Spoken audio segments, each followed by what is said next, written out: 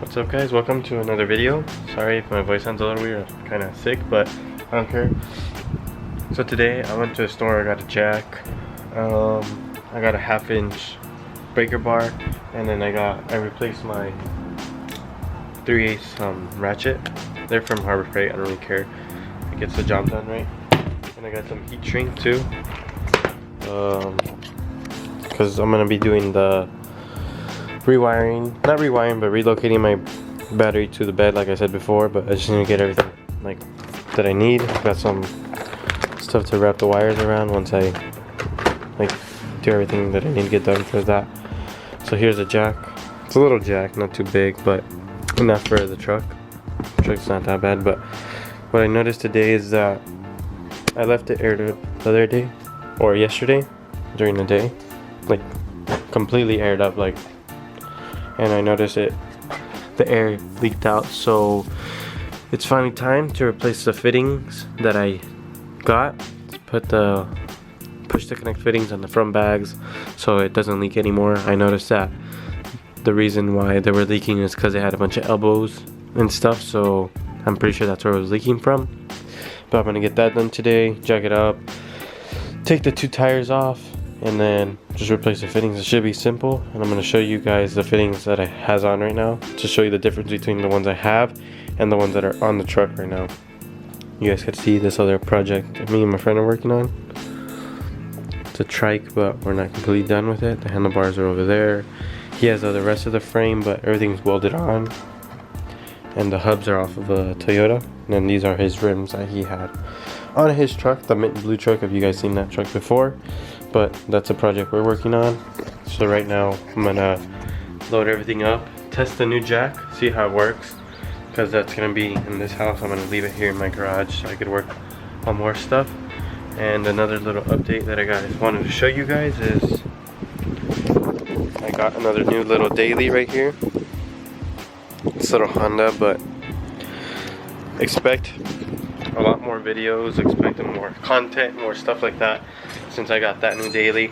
So the truck's gonna be staying home, and I'm gonna start taking stuff apart. I want to paint the frame of the bed, and I got some other shocks installed the other day. I didn't get to film because I just wanted to get it done before work, but I'll show you those once I'm over there. I'll show you the shocks. They're QA1s, but they help a lot with the ride, with how it rides smoother and stiffer, so I can drive low and not having the problem of bottoming out. But let's just get this started and get the truck started, and I'll show you guys the fittings that it has on right now. But I'll show you guys the new ones once I get the truck all jacked up. Alright. So you can see them. Those are the fittings that the guy put in, or the guy who did my bags. They're at a 90. There's 2 90s there. And then where's the other ones? These are the fittings I bought, the brass ones. They're push to connect too, so these will help a lot just for it to go straight up and not have those 2 90s fitting in. So I'm gonna jack the truck up and then take the wheels off and then get to them, because I couldn't get to the top.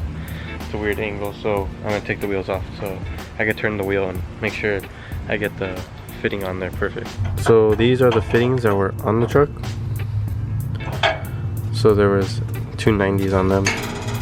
So it's opposed to now where there's just one straight up, where the hose will just go straight down like that, up from here. And then yeah, that's basically about it. So I'm gonna finish this side, get this side all tightened and stuff, and then start on the other side. Because in order for me to be able to reach this, because of the control arm, once you release the pressure, it usually goes down, so it doesn't give me room. So that's why I use this jack to jack up the lower control arm to give me more room from the upper control arm, so I get into this little space up here. So I'm gonna get this side done, the other side down, and then show you once it's done. Because these literally just go in like straight. These are called push to connect fittings, so you just push them in. You tug on them, they won't come off anymore unless you push down the hose and push that little clip right there down.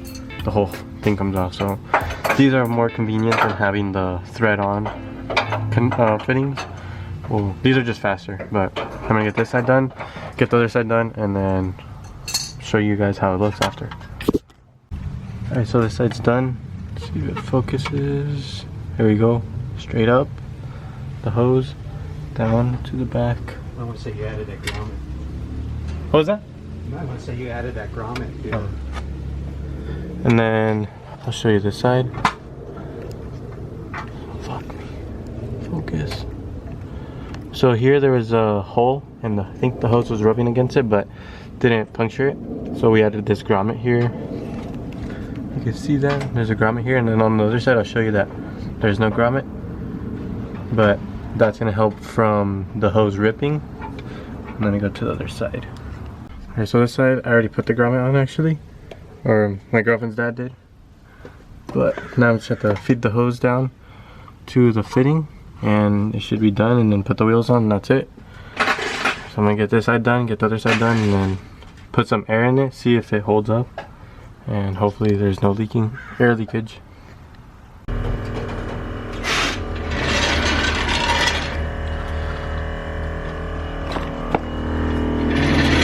No leaking sound. So I wanted to swap those fittings out for such a long time, but just never wanted to. Lazy, but that's how they look.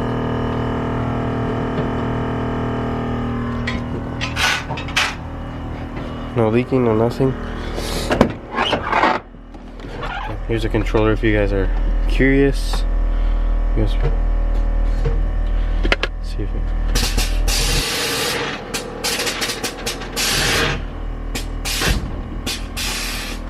There you go. Alright, so that's everything that I wanted to get done today. I can show you the shocks right now.